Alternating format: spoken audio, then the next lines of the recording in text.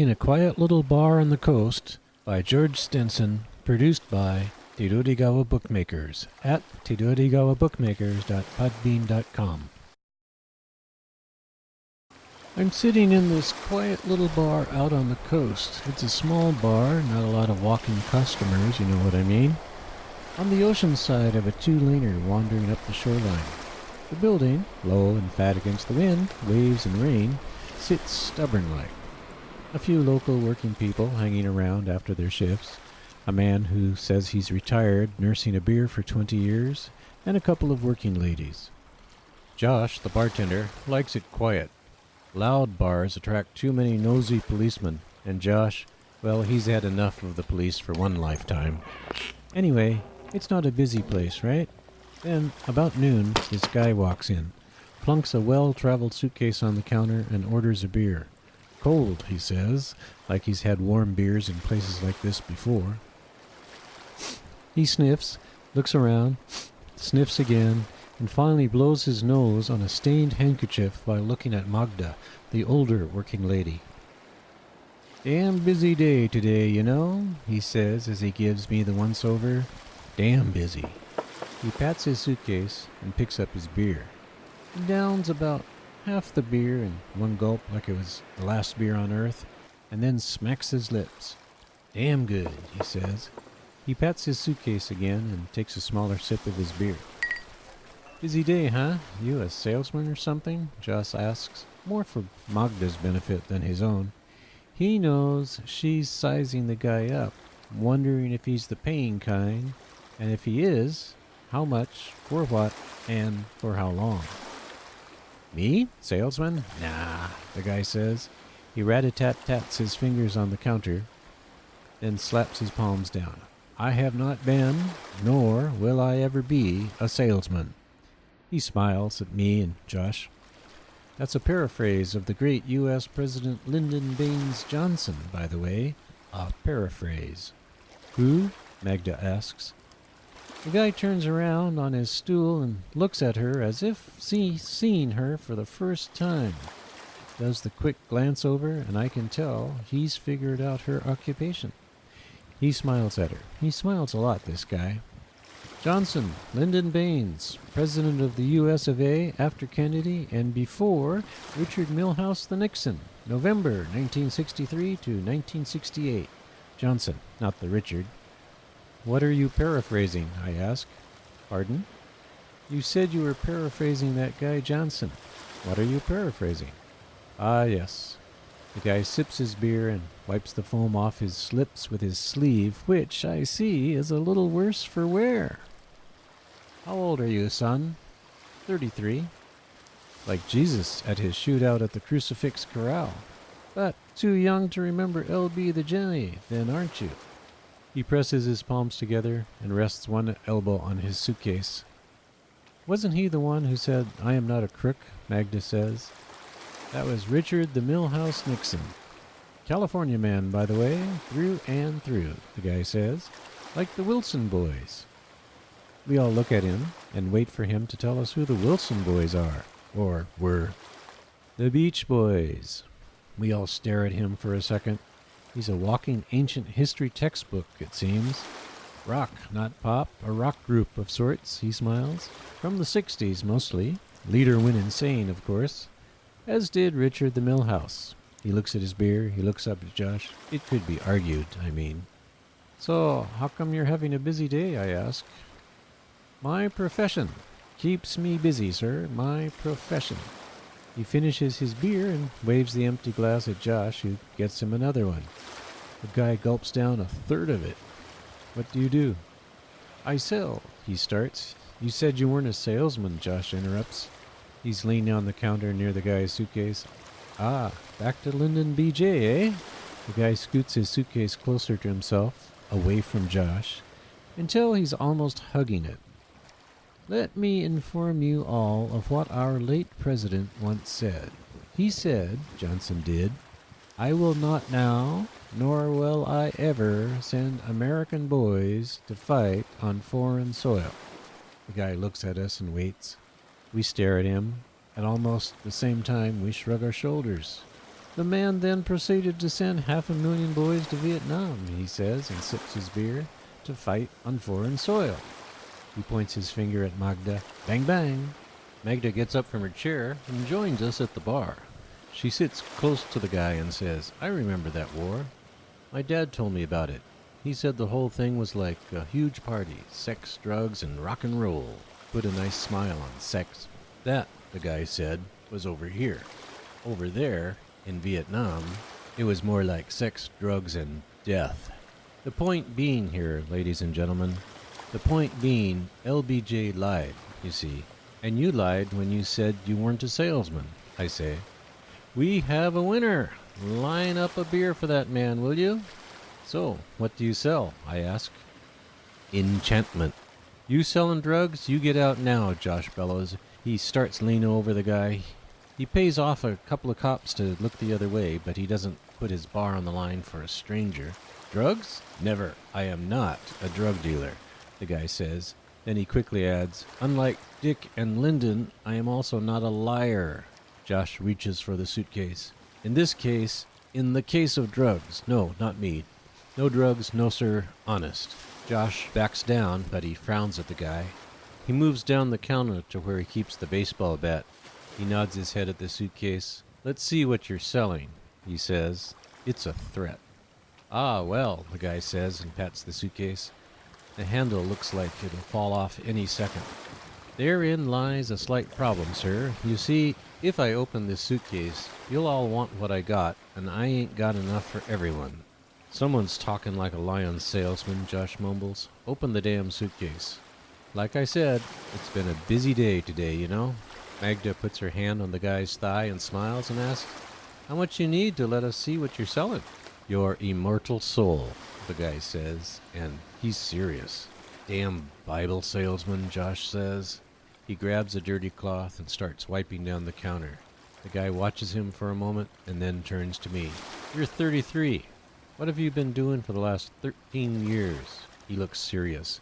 He's holding a suitcase in both arms. Magda has her hand on his thigh, but he doesn't seem to notice. Since I was 20? I don't know, I start. Working, I guess, most of the time. And working as a cabinet maker now for about 10 years. Traveled around a bit. Traveled? Where? Spent a couple of days camping out in South Dakota, the Badlands. Did some hiking in the desert in New Mexico, Montana. Even got down to the Yucatan once. Well, what's in this suitcase, it can send you anywhere you want. Anywhere. I look at him like he's crazy, 'cause, face it, unless he's got himself a bag of gold in that damn beat-up suitcase of his, I ain't going anywhere, no place, and nowhere. The guy must be reading my thoughts, because he clicks open one of the rusty snaps on the suitcase and opens it a fraction of an inch.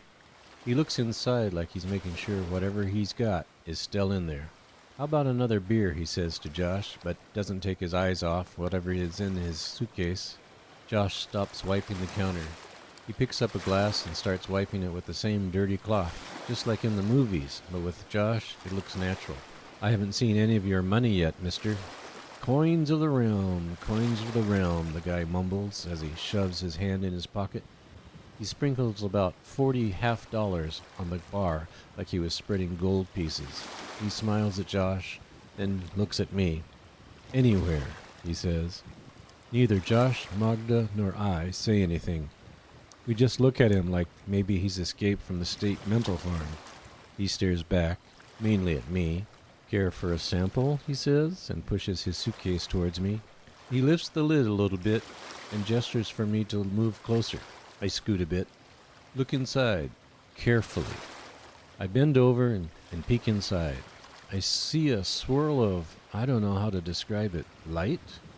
Blue light with wisps of gray smoke or sand circling around. It looks like a blue hurricane if you could see it from above, from space. Except it's moving really slow. In the eye of the hurricane, I can see, just barely, a white light. Or maybe it's the bottom of his suitcase. This is weird, I said, mostly to myself. I pull back from the suitcase and look up. I'm alone. No salesman, no Josh, no Magda, No quiet little bar on the coast. And I'm not in Kansas anymore either, Toto. The suitcase is at my feet, and I'm on a white beach that stretches out to a huge dark rock stuck in the ocean. I turn around. The beach disappears around a corner. The ocean is flat, and judging from the position of the sun, it's around 2 in the afternoon. I need to find out where I am. What's going on? I'm lost and alone. I can't swim the ocean, so I head up inland into the jungle growth, taking the suitcase with me. About 10 steps into the jungle, I see a church. Cheaply made, I can tell, even from a distance. Its steeple is leaning dangerously left. The church needs paint and a new door. Weeds and vines grow in and out of the windows, but since it's the only building around, I look inside. The inside is as bad as the outside, toppled over pews and a burnt interior. There are scars of gunshots on the walls. The crucifix is tilted and Christ looks charred, as if he's been through a fire. The place is abandoned, so I turn to go outside when I hear a whimper. I look around the building. I don't see anyone. I lean a little left and a little right, sort of to look around without moving, but I still don't see anyone. Maybe, I think to myself, it was just an animal. I take a step towards the door when I hear the same cry. I think about running back to the beach and leave this animal, whatever they are, to themselves. Burned-out churches with bullet holes in the walls don't naturally lend themselves to good thoughts about the natives. But then I think, what if it's a child? So I take a few steps around the back of the church. When I don't see anything, I figure I'm going to have to look under all the pews. I don't want to. This place is giving me the creeps. But I start looking. I don't find anything. Now I'm more irritated than scared. I find a side door and head toward it. Again, I hear a whimper. "What?" I shout. "Where are you?" Help me. It's a woman's voice. "Where are you?" Here. I look up. On the crucifix, where I saw Jesus, is an Asian woman, dressed in pure white with blood dribbling down from the palms of her hand onto her dress. "Jesus," I mumble. I scramble up to this crucifix. "You okay?" No, please help me down. I stack a few pews up and clamber up. She's got a couple of 6-inch finishing nails pounded through the palms of her hands. I touch one, and she winces in pain, but she doesn't cry out. "If I take these out, it's going to hurt really bad," I say. It hurts now, too. Please help. I find a cracked candlestick holder I can use as a crowbar and climb back up to the woman. I put the metal under a nail and start to press down. "If this hurts too much, let me know." She looks at me like I'm an idiot. Of course, I think to myself, she'll let me know. She'll scream like a banshee. I'll try to be quick. "Ready? Okay? On 3. I push a little bit on the metal. 1. I slam the candlestick against her palm. She screams and faints. The nail pops out of her palm and shoots across the church. Her arm falls from the cross, and I barely catch her. "Idiot," I say to myself. She's nailed to the cross by one hand, and I can't hold her up forever. As best I can, I work the candlestick under the other nail. It's hard to hold on to the woman and pry the nail out at the same time, but she's out cold. This is my best chance. I yank on the metal. The woman wakes up long enough to scream, then she faints again. The nail splutters against a nearby pew. Now nothing is holding the woman up but me, and I can't hold her anymore. We both crash to the floor. I smack my head on something hard. The next thing I know, my hands are screaming in pain, like they're on fire. My arms are numb, and I can't move either of them. I'm looking down at the Asian woman. She's got white bandages wrapped around her hands, and a tiara made of emeralds and gold on her head. Her hands are clasped in front of her like she's praying, only she's not praying. She's looking at me, and I'm nailed to the cross. You saved my life, she says. And looks toward the door. Or maybe not. "Help me, please, get me down from here." I was hoping, the woman said. I was hoping I could end it. We both hear a loud shout and then gunfire. If I had stayed up there, if I could have taken on the sins of my country. "Please, hurry, get me down." I can't. I'm sorry. She hurries to the broken door. A bullet screams past her head, and takes a chip out of the wall. Wait, wait! You saved me, but not my people. If I had died... Like 100 weapons open fire, and her words are drowned out. The last thing I see of her is a glint of green from the emeralds in her tiara as she disappears into the glaring light of the jungle. Then I hear the rumbling of a tank, and the cross begins to shake. It sways back and forth, first a few inches, and then more and more. The tank rattles past the door. A dozen men in camouflage scramble by. 2 men with big guns jump into the church. They look around, pointing their rifles at everything, and rush out. Gunfire greets their return, and one collapses with a grunt, a splatter of blood where his head used to be. Neither looks up at the cross, at me. The right wall of the church suddenly cracks open, and the cross topples forward. I'm heading straight for the aisle. I'm going to be crushed by a crucifix. The floor, it's coming up fast. I can hear shooting. If I survive, I know I'll be shot to pieces. I see ants on the floor. The crucifix hits. I pass out.